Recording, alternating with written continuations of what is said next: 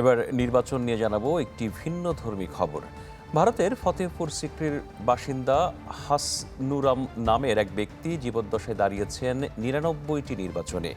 সবকটিতেই হারের পরও দমেননি তিনি। তার স্বপ্ন ১০০তম নির্বাচনেও প্রার্থিতা নেবেন তিনি।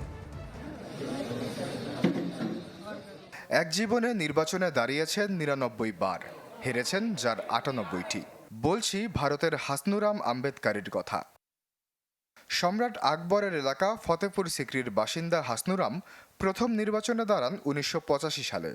সে সময় তাকে উপহাস করেছিলেন অনেকে, হেরে যাওয়ায় হয়েছিলেন হাসির পাত্র, কিন্তু দমে যাননি তিনি। পরবর্তী ৩৯ বছর ধরে লড়েছেন একের পর এক নির্বাচন।